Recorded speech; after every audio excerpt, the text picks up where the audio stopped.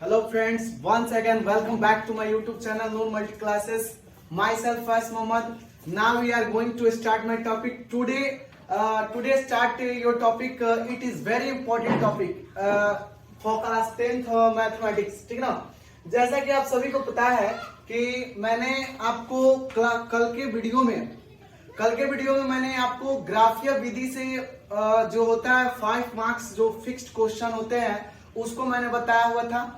और 5 marks fixed question के बाद आपको आज के इस वीडियो में मैं आपको एक 5 मार्क्स फिक्स्ड और एक क्वेश्चन बताने वाला हूं जो कि बहुत ही इंपॉर्टेंट है। ये आपके एग्जाम में बिल्कुल 100% आएंगे ही आएंगे, ये श्योर है। और ये इसको मतलब कि एकदम इस वीडियो को इस थ्योरम को पढ़ के जाना है। वीडियो को स्टार्ट करने से पहले मैं आपको एक बात बोलूंगा कि ये बात ये है कि बिना वीडियो को स्किप किए हुए हर एक स्टेप को आपको देखना है, क्योंकि अगर आप हर एक स्टेप को देखते हैं तो आप एक बढ़िया सा एक अच्छा सा मतलब मार्क्स को अचीव कर सकते हैं। ठीक है, तो वीडियो में ज्यादा देर ना करते हुए मैं वीडियो को स्टार्ट कर रहा हूं। तो आज का जो टॉपिक्स है एक बहुत ही शानदार सा टॉपिक है, वो है यहाँ पे मैं लिखा हूं प्रमेय या साध्य थ्योरम नंबर 1 लिखा है। ये थ्योरम नंबर 1 कराने की कोई जरूरत नहीं है। मैंने अपने जैसे कि क्लास 10 के जो मैथमेटिक्स होता है वो थ्योरम नंबर 1 ही जो होता है वो बीपीटी थ्योरम होता है, इसलिए मैंने इसको नंबरिंग कर दिया। इससे और कोई इशू नहीं है। ठीक है, तो प्रमेय को हिंदी में साध्य कहा जाता है और इसी को इंग्लिश में थ्योरम कहा जाता है। ये आपके बहुत ही इंपॉर्टेंट थ्योरम है। देखिए यहाँ पे लिखा है थेल्स प्रमेय या आधारभूत समानुपातिकता प्रमेय, इसको थेल्स थ्योरम या बेसिक पर्सनालिटी थ्योरम, इसी को शॉर्ट हैंड में बीपीटी थ्योरम कहते हैं। बीपीटी कहते हैं, क्या कहते हैं? बीपीटी। अब देखिए यह बीपीटी थ्योरम है जो कि थेल्स नामक गणितज्ञ ने अपने ये थ्योरम को दिए थे। तो उस थेल्स ने जब अपने स्टेटमेंट को दिया था, अपने थ्योरम को जब उन्होंने दिया था, तो उसमें अपने थ्योरम को देने वक्त उन्होंने अपने स्टेटमेंट में क्या कहा था ये समझना बहुत ज्यादा जरूरी है। ठीक है ना? उसके बाद देन फाइनली हम लोग इसको प्रूव करेंगे। और इसके पहले मैं आपको एक बात और भी बता देना चाहता हूं कि ग्राफीय विधि से अगर हल करना आपको 5 नंबर कहा गया तो 5 नंबर थ्योरम आएगा, और वो 5 नंबर थ्योरम आपको इसी वीडियो में बताऊंगा कि वो थ्योरम कौन कौन से थ्योरम हो सकते हैं, किस थ्योरम पे हमें ज्यादा काम करना होगा। अब सभी थ्योरम को ना पढ़ने लगे कि जो थ्योरम मान लेते कि नहीं आएगा तो फिर उसको पढ़ने से कोई फायदा नहीं है, क्योंकि हमें एग्जाम के काफी नजदीक हम लोग हैं। तो वही चीजों को पढ़ें कि जो हमें एग्जाम के लिए बहुत ज्यादा इंपॉर्टेंट है और वो हमको बेनिफिट भी दे सकता है, तो उसको ज्यादा पढ़ना जरूरी है। मैं आपको बता दे रहा हूं कि कौन कौन से थ्योरम को आपको एकदम से पढ़ के जाना है। सबसे पहला तो ये बीपीटी थ्योरम, जो कि मैं आज आपको वीडियो के माध्यम से आपको पढ़ा दिया। बीपीटी थ्योरम आज पढ़ा दूंगा, तो ये बीपीटी एकदम जरूरी है। बीपीटी के साथ आपको जैसे कि बीपीटी के साथ आपको थोड़ा सा एक जरूरी है कि बीपीटी का कन्वर्स थ्योरम, बीपीटी का कन्वर्स थ्योरम भी जरूरी है, क्योंकि जब आप ऑब्जेक्टिव करते हैं या शॉर्ट में पूछ देगा तो बीपीटी का कन्वर्स पढ़ना एकदम जरूरी है। बीपीटी जब पढ़ लेंगे तो इसी का कन्वर्स पढ़ लेना एकदम जरूरी है। उसके बाद आपको पढ़ना है, देखिए 2 थ्योरम बताए, एक बीपीटी, एक अभी इसको पढ़ा रहा है लेकिन अभी आप ये सुनिए बीपीटी, और दूसरा क्या है? Converse of BPT, converse of BPT. ये 2 को पढ़ना एकदम जरूरी है। तीसरा हम लोग को पढ़ना ये जरूरी, जो एस समरूपता प्रमेय होता है, एस समरूपता प्रमेय होता है या ए होता है, वो सब डबल ए सब समरूपता प्रमेय, वो सबको कुछ नहीं पढ़ना है, क्योंकि वो एग्जाम में कभी आता ही नहीं है, तो उसको पढ़ के नहीं जाना है। ठीक है ना? इसके बाद आपको एक थ्योरम पढ़ना है जो कि बहुत इंपॉर्टेंट थ्योरम है, जो कि आप पढ़े होंगे, एरिया ऑफ ट्रायंगल एबीसी बटा एरिया ऑफ ट्रायंगल डीएफ, यानी कहा जाए कि 2 त्रिभुजों के क्षेत्रफलों का अनुपात उसके साइड के स्क्वायर के बराबर होता है, यानी AB बटा DE का होल स्क्वायर, BC बटा EF का होल स्क्वायर और AC बटा DF का होल स्क्वायर। इसको एकदम पढ़ के जाना है, क्योंकि ये आपके लिए बहुत ही जरूरी थ्योरम है, जरूरत थ्योरम है। बाबू ये देखो दिखाई दे रहा है ना नीचे यहाँ पे ये देखिए नेक्स्ट है हम लोग का एरिया ऑफ ट्रायंगल एबीसी बटा एरिया ऑफ ट्रायंगल डीएफ। ये चौथा थ्योरम मैं बता रहा हूँ, डीएफ बराबर मीडियन का स्क्वायर देकर थ्योरम पूछ देता है, एम बटा डीएन का होल स्क्वायर। देखेंगे एरिया ऑफ एबीसी बटा एरिया ऑफ डीएफ, एम बटा डीएन का होल स्क्वायर इन मीडियन का स्क्वायर। यानी दो ट्रायंगल के जो एरियाज होते हैं, एरियाज का जो रेशियो होता है वो दोनों मीडियन के स्क्वायर के बराबर होता है। तो ऐसा भी थ्योरम आएगा। यानी ये जो मैंने स्क्रीन पे लिखा हुआ है, ये 4 थ्योरम आपके एग्जाम के लिए बहुत इंपॉर्टेंट है। पांचवा थ्योरम ये हो सकता है आपका छोटू Pythagoras theorem. Pythagoras theorem, Pythagoras theorem भी आपके लिए बहुत इंपॉर्टेंट है, जो कि आप पढ़ते हैं। हाइपोटेनस का स्क्वायर जो होता है अनदर 2 साइड के स्क्वायर के सम के बराबर होता है, ये भी इंपॉर्टेंट है। 6 number converse of Pythagoras theorem. Converse of Pythagoras theorem, Pythagoras theorem PT लिख देते हैं शॉर्ट में। तो इसको भी पढ़ के जाना है, ये आपके लिए बहुत ही इंपॉर्टेंट है थ्योरम। उसके बाद 7 नंबर में आपके वो थ्योरम इंपॉर्टेंट है। आप देखिए यहां तक कि जो ट्राइंगल में जो थ्योरम है, ट्राइंगल में इतना अगर आप थ्योरम को तैयारी करके जाते हैं तो फिर आपके बहुत ही मतलब आप एग्जाम में 5 नंबर करके चले आइएगा। लेकिन एक बात मैं और आपको बता देना चाहता हूं, जो 7वां नंबर ये थ्योरम इस सर्किल में चला जाएगा। सर्किल का 2 थ्योरम आता है, सर्किल का 2 थ्योरम आता है। एक थ्योरम जो रेडियस जो कि किसी टैंजेंट लाइन से खींचा जाता है, तो रेडियस पर क्या होता है, परपेंडिकुलर होता है, वो जरूरी है। और दूसरा कि रेडियस किसी सर्किल के एक्सटर्नल पॉइंट से अगर उस पर जो लाइन खींची जाती है, वो दोनों ही लाइन क्या होता है, उस पर टैंजेंट होता है। तो ये दोनों थ्योरम को पढ़ के जाना है। यानी कि 7 का कितना होगा, 7 8, क्योंकि इसमें 2 थ्योरम है, तो ये दोनों थ्योरम पढ़ के जाना है। अब देखो भाई 8 गो टोटल थ्योरम हुआ। वैसे थ्योरम तो 13-14 है थ्योरम, लेकिन 13-14 में 8 गो थ्योरम इंपॉर्टेंट है, जो कि आपके एग्जाम के व्यू से बहुत इंपॉर्टेंट है। ये एग्जाम में 5 नंबर आएंगे ही आएंगे, ना आने का सवाल ही पैदा नहीं है, ठीक है ना, आएंगे ही आएंगे, ना आने का सवाल ही पैदा नहीं है। तो ये अब 8 थ्योरम में से आपको कौन कौन से और ज्यादा इसमें भी इंपॉर्टेंट है, मैं वो बता रहा हूं। ये 8 थ्योरम में से और मैं बता रहा हूं कि एक आध थ्योरम और हैं जो कि आपकी छूट सकते हैं, और 5-6 थ्योरम बचेगा, तो उस 5-6 थ्योरम को और अच्छा से पढ़ के जाना है। अब देखिए जैसे कि आप 2022 में जो कि मैथमेटिक्स क्लास 10th मैथमेटिक्स का जो एग्जाम हुआ होगा, उसको आपको क्वेश्चन बैंक को लेकर बैठना है। क्वेश्चन बैंक को लेके यदि बैठिएगा तो 2022 के जो फर्स्ट सिटिंग और सेकंड सिटिंग में जो क्वेश्चन पूछा गया, जो थ्योरम पूछा गया, हर एक साल 5 नंबर पूछता है, तो 5 नंबर जो फर्स्ट सिटिंग और सेकंड सिटिंग में जो पूछा गया क्वेश्चन को, उसको एकदम छोड़ देना है। उसको बस उतनी प्रैक्टिस करनी है जितनी कि हम एग्जाम में अगर आ जाए तो उसको लिख सके, उतनी तरीका, उतने माने उसमें ज्यादा टाइम नहीं देना है। क्योंकि जो अगले साल पूछा है ये जरूरी नहीं कि इस साल पूछेगा ही पूछेगा, तो उसको बिल्कुल नहीं पढ़ना, कम पढ़ना है, बस देखते रहना है डेली, और देखते रहिए तो ये चीजें याद हो जाएगा, ठीक है ना। तो फिर मैं आपको बता दूं कि कौन थ्योरम पूछा। 2022 के जब फर्स्ट सिटिंग में जाएगा तो सर्किल का जब केसी सिन्हा का बुक खोलिएगा तो उसमें आपके 6 नंबर एक क्वेश्चन मिलेगा, 10.1 का क्वेश्चन नंबर 6। तो जब क्वेश्चन नंबर आप 6 जो देखिएगा ना, वही 2022 में आप जब एग्जामिनेशन 2022 का फर्स्ट सिटिंग वाला पेपर देखिएगा तो वही 6 नंबर क्वेश्चन को थ्योरम के रूप में डाल दिया है, और वो 5 नंबर का हो गया है। यानी कि उसको थ्योरम से कोई लेना देना नहीं है, वो 6 नंबर क्वेश्चन उठा के बस थ्योरम के रूप में डाल दिया। वैसे एक प्रकार का वो भी थ्योरम ही है, तो वो क्वेश्चन डाल दिया, आप जाके देख सकते हैं।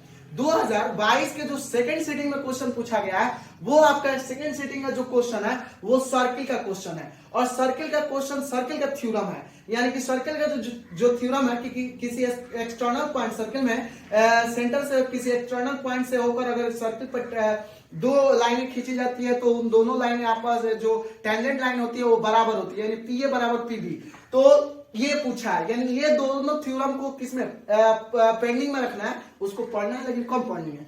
तो आपके मैं बता रहा हूँ सर्किल का यहाँ एक थ्योरम थोड़ा सा कम पढ़ना है इसको, और वैसे भी जिन लड़कों का सेकंड सिटिंग में तो पढ़ना ही नहीं है सर्किल वाला, क्योंकि वो पूछेगा नहीं सर, जो आप अगले साल पूछा है तो तुरंत 23 में नहीं पूछेगा, इसको नहीं पूछना है, पढ़ना है। लेकिन ये जितने भी थ्योरम मैंने लिखा, बीपीटी, कन्वर्स ऑफ बीपीटी, जो एरिया का दो ट्रायंगल का जो एरिया होता है, एरिया का जो रेशियो होता है अनदर साइड के रेशियो के बराबर होता है, मीडियन के स्क्वायर के भी बराबर होता है, ये दोनों थ्योरम एक ही जैसा प्रूफ होता है, तो इनको पढ़ के जाना है। पाइथागोरस और पाइथागोरस का कन्वर्स, और इसको जो रेडियस होता है वो रेडियस वाला लंब वाला जो थ्योरम होता है उसको पढ़ के जाना है।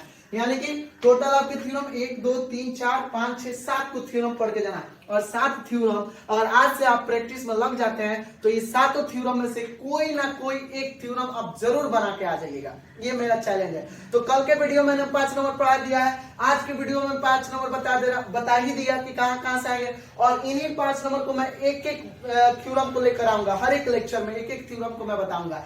तो और जो आपने ग्राफीय विधि से हल नहीं देखा है तो इसी वीडियो के आप डिस्क्रिप्शन बॉक्स में जाइएगा तो उसका लिंक दिया रहेगा, आप वहां से उस 5 नंबर को देख सकते हैं, ठीक है ना। अब मैं चलता हूं अपने इस थ्योरम को पढ़ा रहा हूं, आपको समझा रहा हूं थ्योरम क्या है, ध्यान से देखिएगा।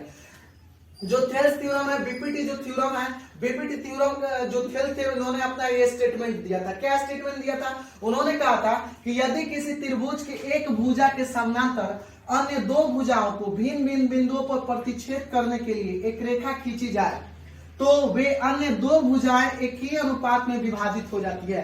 इट मीन्स इनका कहना क्या है, ध्यान से देखेंगे, थोड़ा सा मैं यहाँ इरेज कर दे रहा हूं। देखिए इनका कहना यह है कि किसी त्रिभुज की एक भुजा के समानांतर, मान लेते हैं छोटू ये त्रिभुज है, मैं अभी आपको समझा रहा हूँ कि थ्योरम कर रहा है, ये त्रिभुज है। तो इस त्रिभुज में मान लीजिए ये ए है, ये बी है, ये सी है। किसी भी भुजा के समानांतर एक ऐसा रेखा खींचिए कि जो ट्रायंगल के दो साइड है उनको दो बिंदु पर वो रेखा काटना चाहिए। तो मान लेते हैं बीसी के समानांतर हमने एक रेखा खींच दिया, ये डी, देख रहा ना, ये इसी के समानांतर है डी, और इस AB को और AC को कहां काट रहे हैं? AB को D पर और AC को कहां काट रहे हैं? E पर।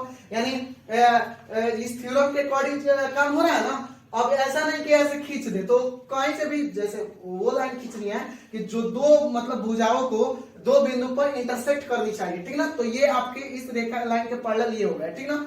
उसके बाद तो वे अन्य दो भुजा एक ही अनुपात में विभाजित हो जाती है। इसका मतलब ये हुआ, इन कहना ये चाहते हैं कि जब इस लाइन के सामने पैरेलल ये लाइन खींची जाती है तो automatically by Thales theorem AD बटा क्या हो जाता है? BD हो जाता है, और AE बटा क्या हो जाता है छोटू? EC हो जाता है। ये आपके थेल्स थ्योरम ये होता है। यानी AD बटा कोई लड़का DB भी लिखे तो कोई गलत नहीं है, AE बटा C लिखे तो भी कोई गलत नहीं है। डिस्टेंस इतना ही क्या बात कर रहा है जी, इतना ही का डिस्टेंस, ये डिस्टेंस, ये यानी ये वाला डिस्टेंस, छोटा डिस्टेंस, इस डिस्टेंस का रेशियो होता है, इसका डिस्टेंस इस डिस्टेंस के ज्योमेट्रिकल रेशियो के क्या होता है? बराबर होता है।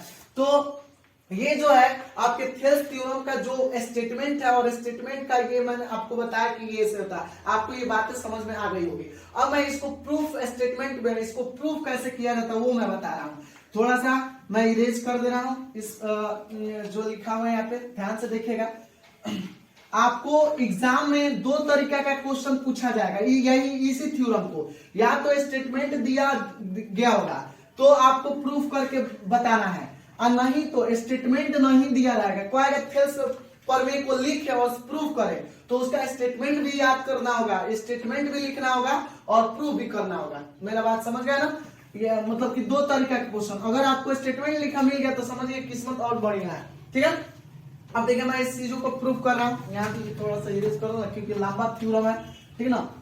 देखिएगा आपको ये जब आप वीडियो यहाँ पे जो जैसे कि एक सबसे पहले मैं स्ट्रक्चर करता हूं। देखिए इस थ्योरम को मैं आप प्रूफ के योर ले चलता हूं। जैसे देखिए ये है ABC, नामकरण कुछ भी कर सकते हैं, नाम में तो कोई दिक्कत नहीं है। अभी आपने देखा कि जो थेल्स थ्योरम का जो स्टेटमेंट है कि किसी भी भुजा के पैरेलल एक ऐसी लाइन लीजिए कि जो ट्रायंगल के दो भुजाओं को दो भिन्न भिन्न बिंदुओं पर प्रतिच्छेद करें यानी इंटरसेक्ट करें। तो BC के पैरेलल हमने छोटू ले लिया आपका DE, क्या ले लिया? D, देख रहे हैं ना, यहाँ पे काट रही है। तो अब हमें वही प्रूफ करना है AD बटा BD और AE बटा EC। तो जो इसमें बातें हैं उसको हम पहले लिखेंगे, क्या लिखेंगे? माना कि यहां लिखेंगे, माना कि ट्रायंगल ABC में भुजा BC के समानांतर हमने क्या खींचा? D खींचा जो AB और AC को क्रमशः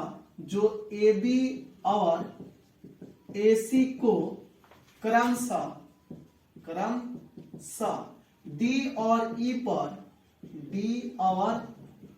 E ई पर प्रतिच्छेद माने काटती है, प्रतिच्छेद करती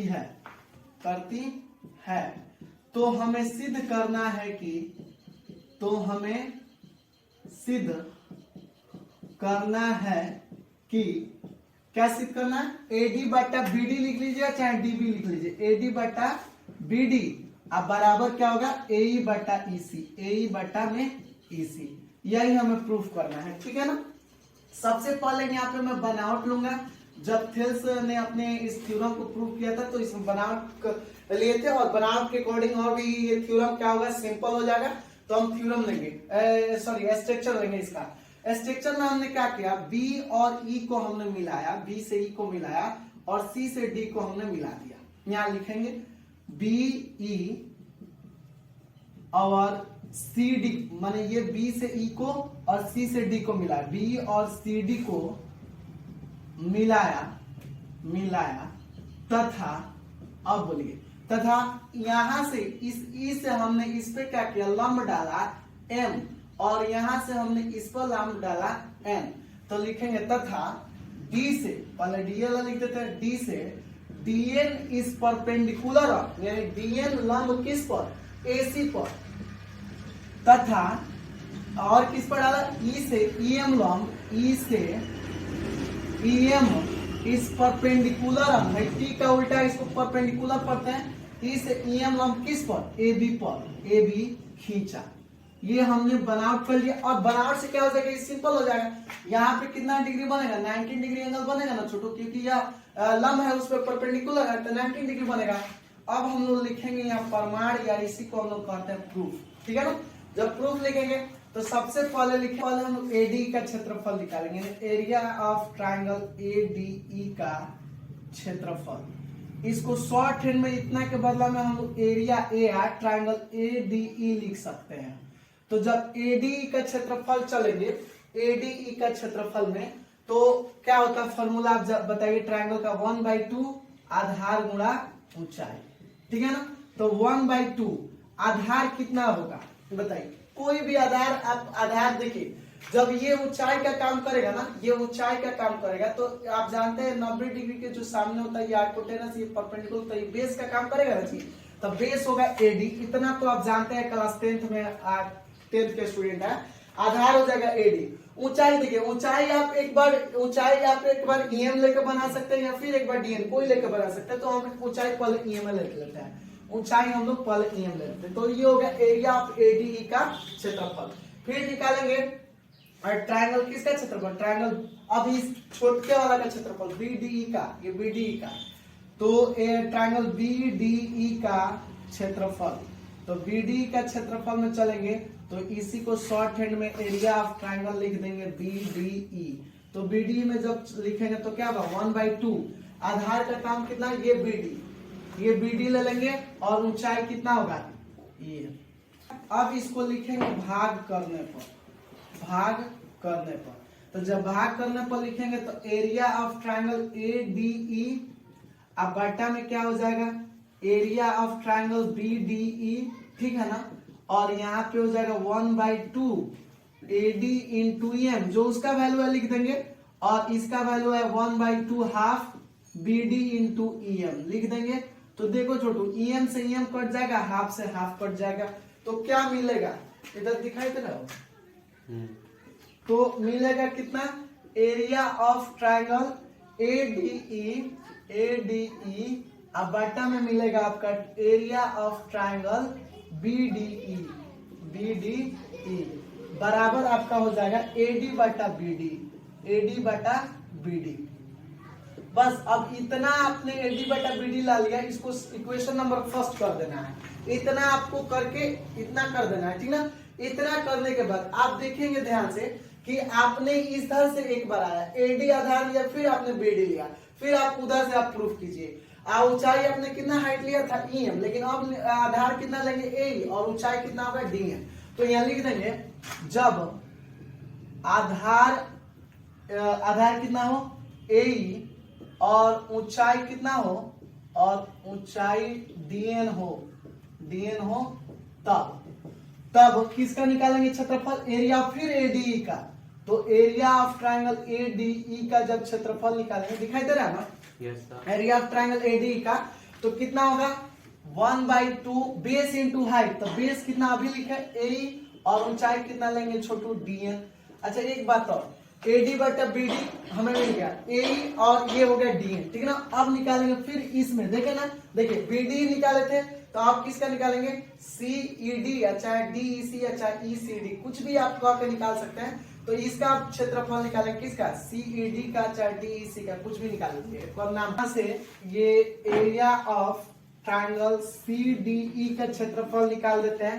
तो यहाँ पे CDE का क्षेत्रफल जब निकालेंगे CDE का तो 1/2 हो जाएगा और आधार कितना इसका होगा, आधार हो जाएगा EC और ऊंचाई कितना हो जाएगा, ऊंचाई तो वही रहेगा DN। भाग करने पर लिखेंगे, भाग करने पर, तो जब भाग करने पर लिखेगा तो एरिया ऑफ ट्राइंगल हो जाएगा ADE और बटा में एरिया ऑफ ट्राइंगल हो जाएगा CDE, ठीक है ना? ये हो जाएगा हाफ इंटू AE इंटू ये हो जाएगा DN और बटा हाफ इंटू AC इंटू हो जाएगा ये DN से DN काट दीजिए, हाफ से हाफ काट दीजिए, ठीक है ना? तो क्या मिलेगा, एरिया ऑफ ट्राइंगल ADE अब बटा में कितना मिलेगा, एरिया ऑफ ट्राइंगल ADE बटा में मिलेगा एरिया ऑफ ट्राइंगल CDE बराबर AE बटा EC। इसको इक्वेशन अभी 2 नहीं मानेंगे। क्यों 2 नहीं मानेंगे, देखिए इसका लेफ्ट हैंड साइड है एरिया ऑफ ट्राइंगल ADE बटा एरिया ऑफ ट्राइंगल BDE, और इसका लेफ्ट हैंड साइड है एरिया ऑफ ट्राइंगल ADE बटा एरिया ऑफ ट्राइंगल CDE, ठीक है ना? लेफ्ट हैंड साइड, तो लेफ्ट हैंड साइड अगर बराबर हो जाता तो राइट हैंड साइड ऑटोमेटिकली बराबर हो जाता और प्रूव भी हो जाता। तो हम लोग का लेफ्ट हैंड साइड बराबर है नहीं है, तो लेफ्ट हैंड साइड को बराबर करना होगा। लेकिन यहां तक आपको मैं एक बार रिकॉल जरूर करूंगा। रिकॉल करने का मतलब ये कि आप शुरुआती दौर से हमने क्या किया, एक बार आधार AD लेकर इधर वाला पार्ट प्रूव किया और एक बार हमने क्या किया, इस आधार को AE लिया और ऊंचाई हमने EM लिया, मैंने आधार ऊंचाई को एक बार इधर से एक बार इधर से प्रूव करके वहां तक हम आए, ठीक ना? अब यहाँ से एक थ्योरम को यूज करेंगे। आप इसका स्क्रीनशॉट चाहे तो ले सकते हैं, मैं 1 मिनट के लिए हट भी सकता हूँ, आप इसका स्क्रीनशॉट ले सकते हैं, ठीक है ना? अब देखिए इस चीज को मैं इरेज कर रहा हूँ और इरेज करने के बाद यहाँ से आगे कैसे यहाँ से बनेगा ये चीजें देखेंगे।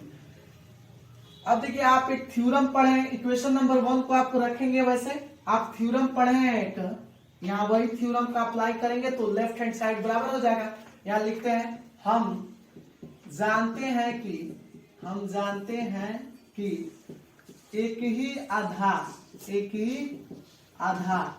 और एक ही समानांतर रेखाओं के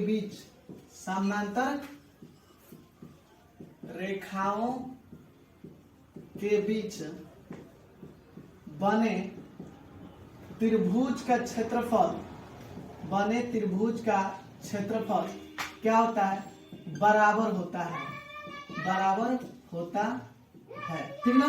तो जब बराबर होता है तो देखिए इस वाले थ्योरम इसमें यूज करेंगे, यानी कि इस अकॉर्डिंग क्या हो जाएगा, इसीलिए ये हो जाएगा एरिया ऑफ ट्राइंगल BDE बराबर किसके हो जाएगा, एरिया ऑफ ट्राइंगल CDE के बराबर हो जाएगा, CDE के बराबर हो जाएगा। ये इस थ्योरम के रिगार्डिंग ये हो जाएगा, ठीक है ना?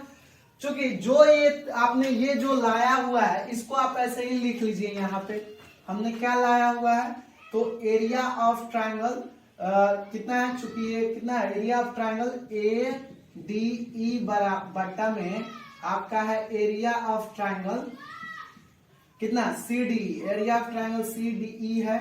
अब बराबर में कितना लाया है, AE बटा EC लाया है ना जी। अब देखिए अभी आप देखें कि इस थ्योरम के रिगार्डिंग ये दोनों आपस में बराबर हो गया।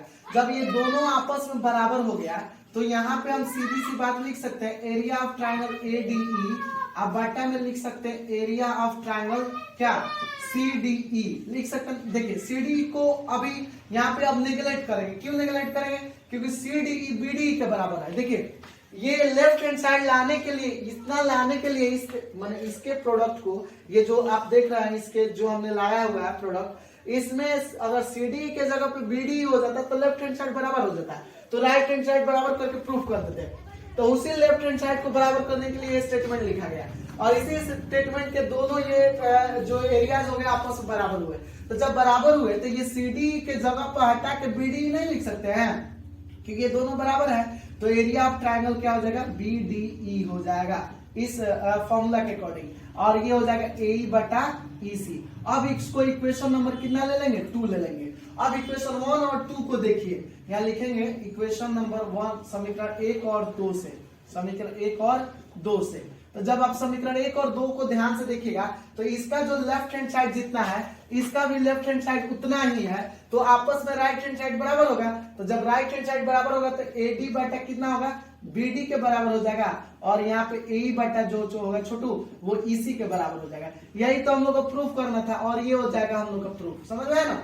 इस तरीके से इस थ्योरम को प्रूफ करते हैं। बहुत ही इजी थ्योरम है और ये थ्योरम बहुत इजी है। कैसे इजी है, बस एक बार इधर से क्या किया हमने, ट्रायंगल लिया, इसके पैरेलल ये लाइन खींचा, फिर यहाँ से इसको मिला, यहाँ से इसको मिला, इस पे लंब डाला, फिर यहाँ से इसको लंब डाला।